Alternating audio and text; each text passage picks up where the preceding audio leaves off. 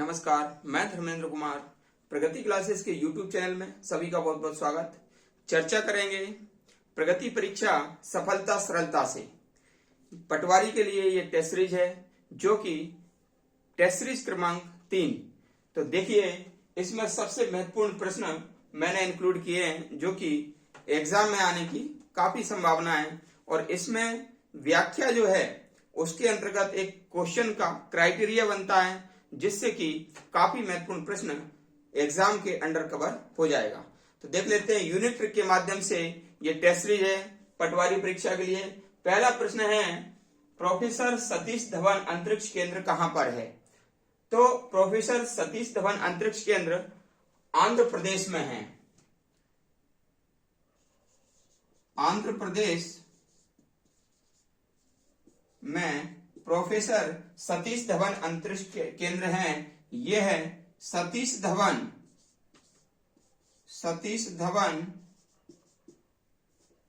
अंतरिक्ष केंद्र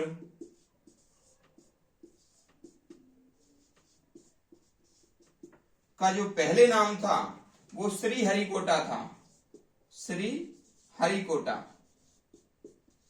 तो ये भी याद रख लेना कि सतीश धवन अंतरिक्ष केंद्र का पुराना नाम क्या था। तो पुराना नाम था श्रीहरिकोटा, और ये सितंबर 2002 में इसका नाम पड़ गया सतीश धवन अंतरिक्ष केंद्र। और सतीश धवन अंतरिक्ष केंद्र, जो सतीश धवन है, ये एपीजे अब्दुल कलाम के गुरु थे। ये हमको याद रखना है, एपीजे अब्दुल कलाम के गुरु थे। और एपीजे अब्दुल कलाम को मिसाइल मैन कहा जाता है। मिसाइल मैन ऑफ इंडिया कहते हैं। तो ये हमको याद रखना है। प्रोफेसर सतीश धवन अंतरिक्ष केंद्र, यहां से उपग्रह प्रक्षेपित किए जाते हैं। तो पहला क्वेश्चन हमारा कंप्लीट हुआ, और इसके अंतर्गत जितने भी महत्वपूर्ण क्वेश्चन थे वो हमने किए हैं कि सतीश धवन अंतरिक्ष केंद्र कहां पर है। तो आंसर आ जाएगा आंध्र प्रदेश। इसका पुराना नाम क्या था? तो श्रीहरिकोटा इसका पुराना नाम था। वर्तमान नाम क्या है? सतीश धवन अंतरिक्ष केंद्र नाम है। कब ये नाम दिया गया? तो ये सितंबर 2002 में ये नाम दिया गया। और ये सतीश धवन एपीजे अब्दुल कलाम के गुरु थे। और एपीजे अब्दुल कलाम को भारत का जो जनता का राष्ट्रपति और मिसाइल मैन ऑफ इंडिया के नाम से जानते हैं। तो ये पहले प्रश्न का ये संपूर्ण सार था। काफी महत्वपूर्ण टेस्ट सीरीज है ये। ठीक है, नेक्स्ट क्वेश्चन देख लेते हैं।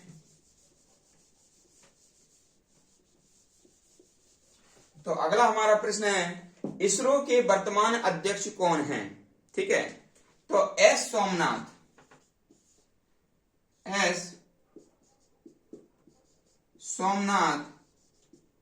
इसरो के वर्तमान अध्यक्ष हैं। ठीक है, इसरो के वर्तमान अध्यक्ष एस सोमनाथ हैं। और ये बात आती है इसरो की, तो इसरो का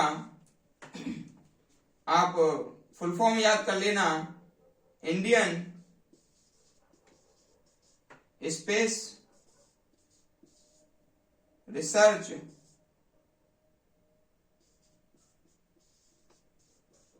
ऑर्गेनाइजेशन।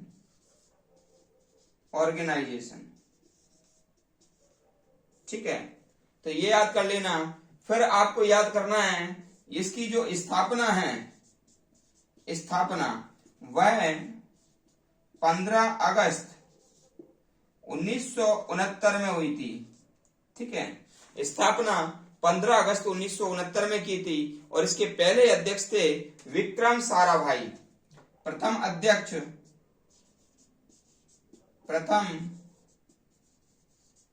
अध्यक्ष व जनक या संस्थापक ये थे विक्रम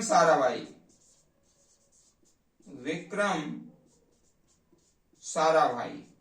ठीक है, तो इतने प्रश्न हमको इसमें से कवर करना है कि जो इसरो है वो विश्व का सबसे बड़ा अंतरिक्ष केंद्र है। ठीक है, सबसे बड़ा अंतरिक्ष अनुसंधान केंद्र है इसरो, और इसरो की जो स्थापना है वह 15 अगस्त 1969 में इसके प्रथम अध्यक्ष और संस्थापक विक्रम साराभाई ने की थी। और इसका फुल फॉर्म याद कर लेना, इंडियन स्पेस रिसर्च ऑर्गेनाइजेशन। इसका मुख्यालय याद कर लेना, ये कर्नाटक के बंगलुरु में इसका मुख्यालय है।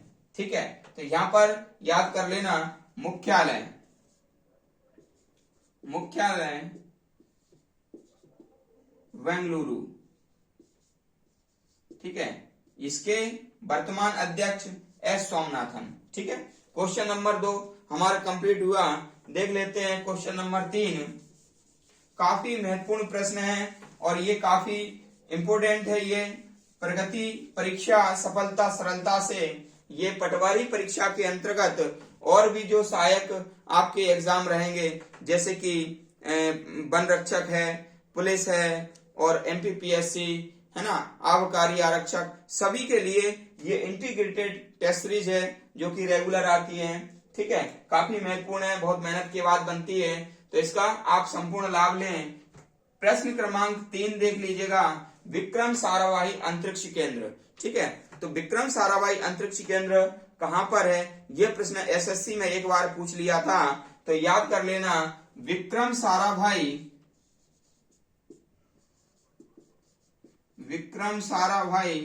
अंतरिक्ष केंद्र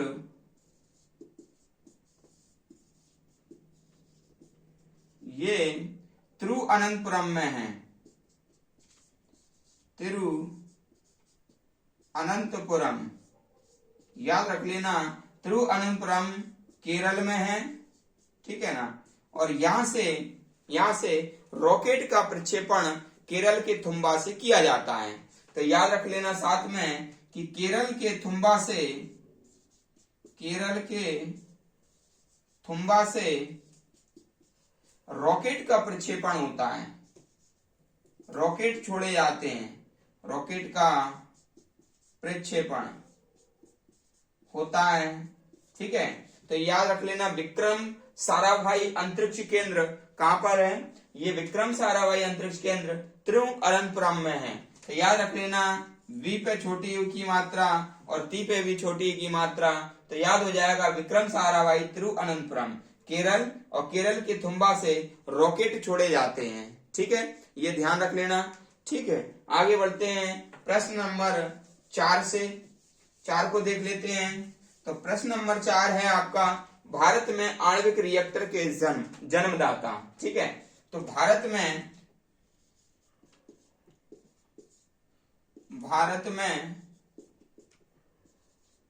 आणविक रिएक्टर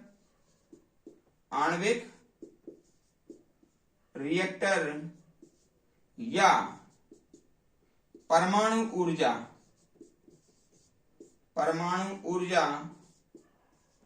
के जनक होमी जहांगीर भाभा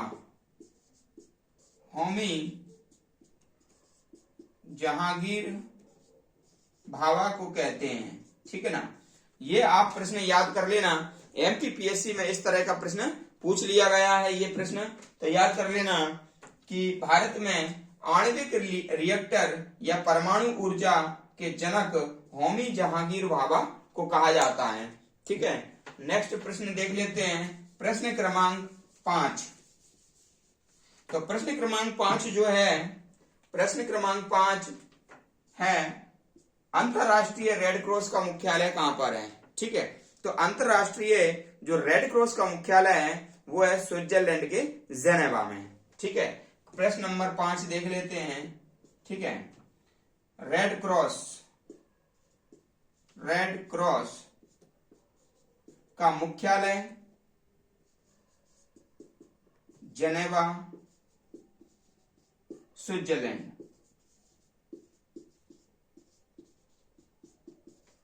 तो ये तो हमारा एक क्वेश्चन हो गया कि रेड क्रॉस का मुख्यालय कहां पर है, तो स्विट्जरलैंड की राजधानी है जेनेवा।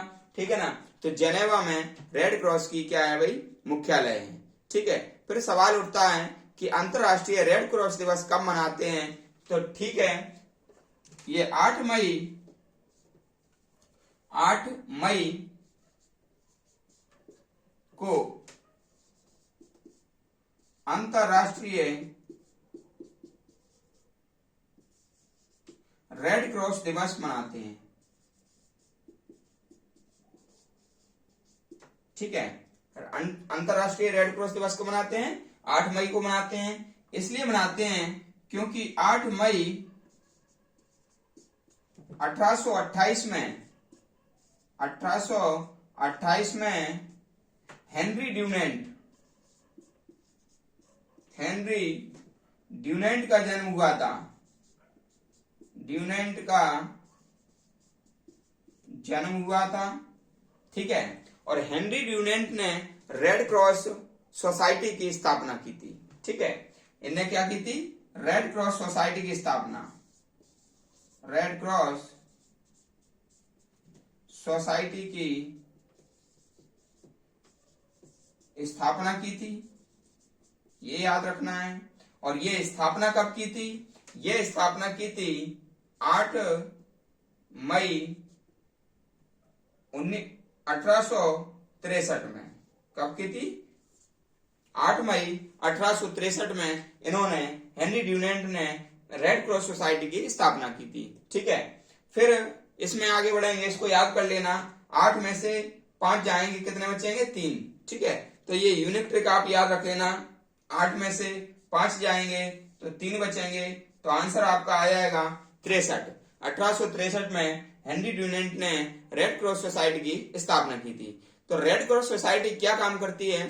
रेड क्रॉस सोसाइटी काम करती है, जैसे कहीं पर जैसे विश्व युद्ध होता है, तो विश्व युद्ध होता है या दो से अधिक देशों में युद्ध होता है, तो जो सैनिक और जो आम व्यक्ति का जो नुकसान होता है, उनको इलाज वगैरह की सुविधा मुहैया कराना, उनको आवास व्यवस्था, भोजन पानी की व्यवस्था कराना, या फिर मान लीजिए तो कोई आपातकाल स्थिति बन जाती है, प्राकृतिक आपदा आ जाती है, जैसे कोरोना वायरस वगैरह है, ये मान लीजिए आ जाता है, तो इस कंडीशन में ये रेड क्रॉस सोसाइटी उनकी मदद करती है और उनकी पूरी देखभाल करती है। इस प्रकार से ये जन कल्याण का कार्य करती है।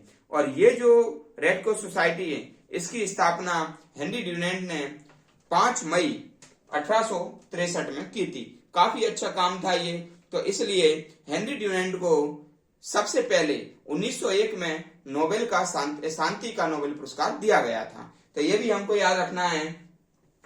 1901 में सर्वप्रथम शांति का नोबेल हेनरी ड्यूनेंट को दिया गया। ठीक है, तो यह आप अपने आप में ही एक बहुत अच्छा क्वेश्चन है कि 1901 में सबसे पहले नोबेल का शांति पुरस्कार किसको दिया गया था? Henry Dunant. और आप बात करते हैं रेड क्रॉस सोसाइटी। ठीक है, तो रेड क्रॉस सोसाइटी के बारे में थोड़ा बात करते हैं, तो इसको मैं थोड़ा हटा देता हूं। ठीक है, जगह थोड़ा कम है। तो रेड क्रॉस के बारे में यदि बात करें,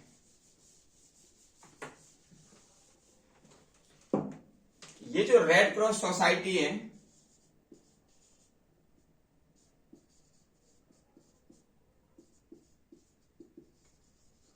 रेड क्रॉस सोसाइटी की जो स्थापना है,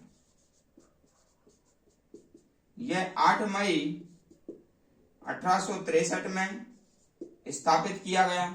ठीक है, अब ये स्थापना तो हो गया था। ठीक है, इसको 3 बार नोबेल शांति पुरस्कार मिला। नोबेल शांति पुरस्कार मिला। यह प्रश्न पूछ लिया जाता है एग्जाम में कि भाई 3 बार नोबेल शांति पुरस्कार किसको दिया गया? तो रेड क्रॉस सोसाइटी को 3 बार नोबेल शांति पुरस्कार दिया गया। ठीक है, कब कब दिया गया है? ये दिया गया है 1917 में, 1944 में और 1963 में। 3 बार इसको क्या मिला है? नोबेल शांति पुरस्कार दिया गया। फिर बात करते हैं कि जो कब से 8 मई के दिन कब से रेड क्रॉस दिवस मनाते हैं, तो 1948 से 8 मई को रेड क्रॉस दिवस मनाते हैं। रेड क्रॉस डे मनाते हैं कब से? 1948 से। और 1984, इसका ही उल्टा कर दीजिएगा, 48 का उल्टा क्या हो जाएगा? 84। तो 1984 से इसका नाम हो गया विश्व रेड क्रॉस दिवस। विश्व रेड क्रॉस दिवस day, world red cross day इसका नाम हो गया। तो ये सारी जानकारी हमें रेड क्रॉस के बारे में हमको रखना है, कहीं से भी प्रश्न आ जाएगा आप बता देंगे। ठीक है, अगले प्रश्न पर चलते हैं। प्रश्न क्रमांक 6 काफी महत्वपूर्ण है। प्रश्न क्रमांक 6, कावेरी जल विवाद के बारे में इसमें देखना है। तो कावेरी जल न्यायाधिकरण का गठन कब हुआ? ठीक है, तो कावेरी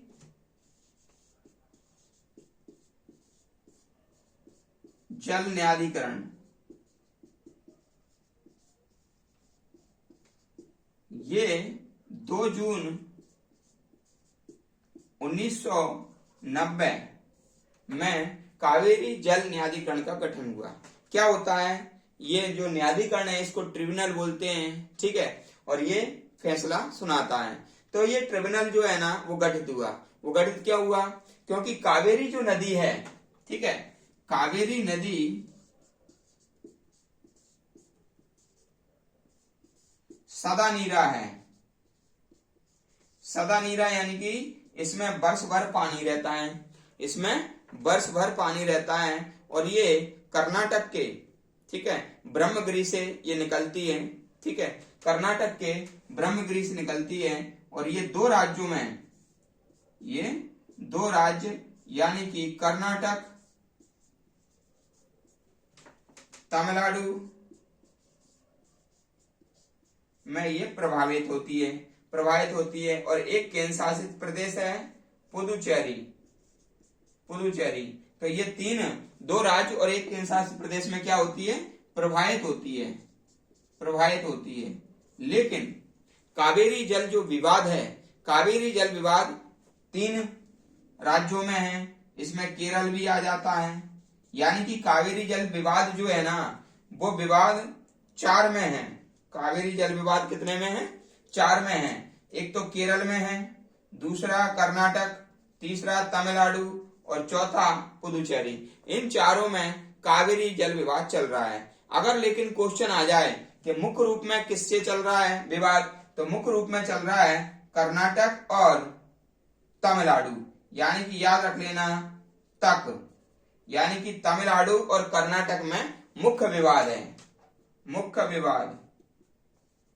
विवाद किसमें है? 2 राज्यों में है। एक है तमिलनाडु और दूसरा है कर्नाटक।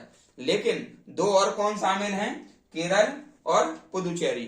तो इसलिए 3 राज्य और एक केंद्र शासित प्रदेश का विवाद है। लेकिन मुख्य रूप से विवाद है जल विवाद कर्नाटक और तमिलनाडु में। इसके लिए तक याद कर लेना, ये तो याद हो जाएगा। ठीक है, कावेरी के बारे में मैं आपको बता दूं, 760 किलोमीटर ये प्रवाहित होती है। 760 किलोमीटर ये प्रवाहित होती है। इसको दक्षिण भारत की गंगा कहते हैं। दक्षिण भारत की गंगा इसे कहा जाता है। ठीक है, दक्षिण भारत की गंगा कहते हैं। और तिरुचिरापल्ली, कौन सा? तिरुचिरापल्ली। एक तो जो शहर है, एक तो तिरुचिरापल्ली और दूसरा है श्रीरंगपट्टनम। ये दोनों जो शहर हैं ये कावेरी नदी पर के पास में बसे हुए हैं। और कावेरी नदी पर, ठीक है, सबसे पहले जल विद्युत परियोजना, ठीक है, 1902 में चलाई गई थी। ठीक है, तो ये याद रख लेना। तो इतनी सी जानकारी हमको किसमें रखना है? ये कावेरी जल न्यायाधिकरण में रखना है याद। ठीक है, अगला प्रश्न है प्रश्न क्रमांक 7। तो प्रश्न क्रमांक जो 7 है वह है, भारत में प्रथम टेलीविजन कार्यक्रम का प्रसारण कब हुआ। ठीक है, तो अभियंता दिवस मनाते हैं 15 सितंबर में। 15 सितंबर 1959 को प्रथम बार टेलीविजन प्रसारण हुआ। ठीक है, पहली बार जो है टेलीविजन का प्रसारण 15 सितंबर 1959 को हुआ और 15 सितंबर को मनाते हैं, 15 सितंबर को राष्ट्रीय अभियंता दिवस, अभियंता दिवस मनाया जाता है, यानी कि इंजीनियर डे। तो इंजीनियर ने टेलीविजन बनाया, तो इंजीनियर डे के टाइम पर टेलीविजन का प्रथम प्रसारण किया गया। ये याद करने के लिए ट्रिक बता रहा हूं मैं, ठीक है, ताकि आपको याद रहे। अगला प्रश्न देख लेते हैं, प्रश्न क्रमांक 8। तो प्रश्न क्रमांक 8 कहता है कि व्हाइट हॉल कहाँ है। देखो, आपने व्हाइट हाउस तो सुना होगा, तो व्हाइट हाउस कहां पर है, वह है अमेरिका। ठीक है, व्हाइट हाउस है अमेरिका के वाशिंगटन डीसी में, और जो व्हाइट हॉल है ये ब्रिटिश कार्यालय है। ठीक है ना, ब्रिटिश कार्यालय, ब्रिटिश कार्यालय क्या है, व्हाइट हॉल। ठीक है, और यदि पूछें कि व्हाइट हाउस, व्हाइट हाउस, तो ये है अमेरिका, अमेरिका के वाशिंगटन डीसी में, वाशिंगटन डीसी में वहां का राष्ट्रपति जो है ना भवन है। ठीक है, राष्ट्रपति भवन,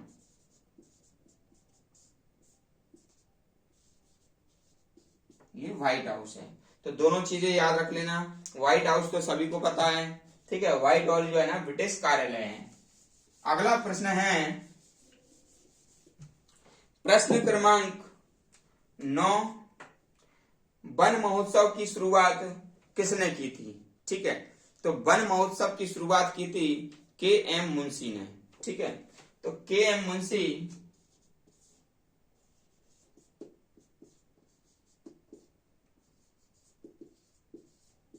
इनका पूरा नाम है कन्हैयालाल मानिकलाल मुंशी। ठीक है, कन्हैयालाल मानिकलाल मुंशी।